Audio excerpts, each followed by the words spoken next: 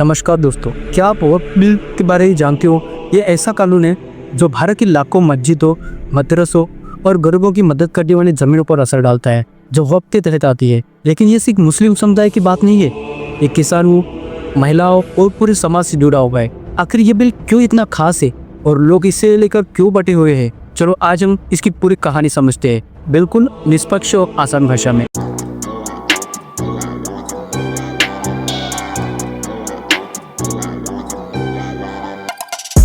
तो वक्फ क्या होता है? जब कोई अपनी जमीन या संपत्ति मस्जिद, मदरसा और कब्रिस्तान या गरीबों की भलाई के लिए दान करता है, उसे वक्फ कहते हैं। भारत में ऐसे 8.7 लाख संपत्तियां हैं जो 9.4 लाख एकड़ में फैली हुई है। इससे मस्जिदें चलती है, स्कूल बनते हैं और गरीबों की मदद मिलती है। लेकिन दिक्कत यह है कि इनके मैनेजमेंट में गड़बड़ियाँ होती है, जैसे भ्रष्टाचार, अवैध कब्जे और पारदर्शिता की कमी।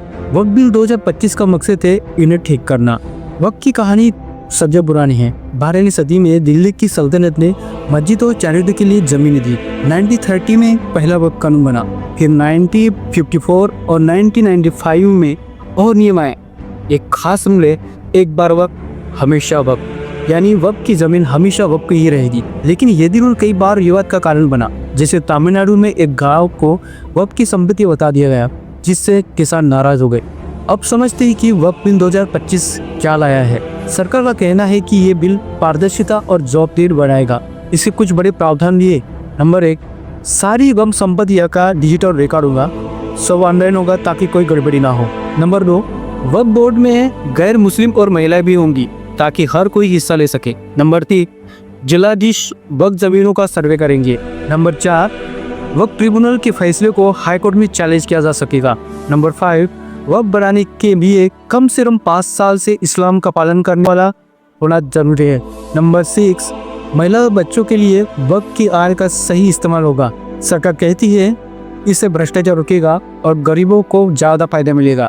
ये भी हर किसी को पसंद नहीं। कुछ लोग कहते हैं गैर मुस्लिमों को वक्फ बोर्ड में डालना धार्मिक मामलों में दखल है। कुछ का मानना है कि पुरानी मस्जिदों के पास दस्तावेज नहीं है तो रजिस्ट्रेशन कैसे होगा। सुप्रीम कोर्ट में इसके खिलाफ 100 से ज्यादा याचिकाएं हैं जो कहती है कि ये बिल धार्मिक स्वतंत्रता के खिलाफ है। दूसरी तरफ सरकार का कहना है कि ये गरीब मुस्लिमों, खासकर महिलाओं और बच्चों के लिए फायदेमंद है।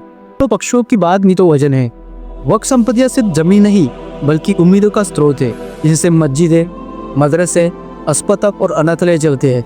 अगर इनका सही मैनेजमेंट हो तो गरीब मुस्लिम समुदाय की जिंदगी बदल सकती है, बेहतर शिक्षा, स्वास्थ्य और रोजगार दे सकते हैं। लेकिन भ्रष्टाचार और अवैध कब्जों ने इनका असर कम किया है। सही दिशा में कदम उठे तो ये संपत्तियां समाज के लिए वरदान बन सकती है। इस बिल पर हर कोई कुछ न कुछ बोल रहा है।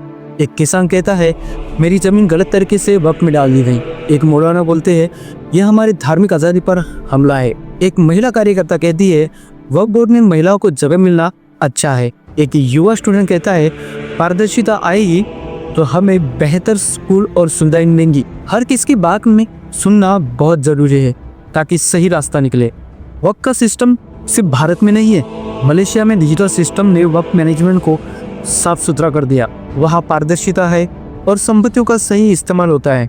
भारत का नया बिल भी ऐसा ही कुछ चाहता है, लेकिन हमारे यहाँ धार्मिक और सामाजिक मसले तो इसे थोड़ा जटिल बनाते हैं। फिर भी दूसरे देशों से सीखकर हम बेहतर सिस्टम बना सकते हैं। अब सवाल है आगे क्या? सुप्रीम कोर्ट में बिल के खिलाफ केस चल रहे हैं, लेकिन असल समाधान बातचीत से निकलेगा। सरकार, समुदाय और हितधारकों को मिलकर काम करना होगा। अगर पारदर्शिता और भरोसा बढ़े तो वक्फ संपत्तियों, गरीबों, महिलाओं और बच्चों के लिए एक बड़ा बदलाव ला सकती है। जरूरत है खुले दिमाग और एकजुट कोशिश की। इस बिल पर बात करते समय हमें सावधान रहना होगा। किसी की धार्मिक भावना को ठेस नहीं पहुंचनी चाहिए। सच बोले लेकिन प्यार और सम्मान से। हर समुदाय की बात सुने, क्योंकि हमारा देश तभी मजबूत है जब हम सब साथ हो। यही हमारी ताकत है और यही हमारा लोकतंत्र है। वक्फ की जड़ें सदियों पुरानी हैं, लेकिन समस्या भी उतनी ही पुरानी है। पुराने कानूनों में पारदर्शिता की कमी थी, जिससे भ्रष्टाचार और विवाद बढ़े।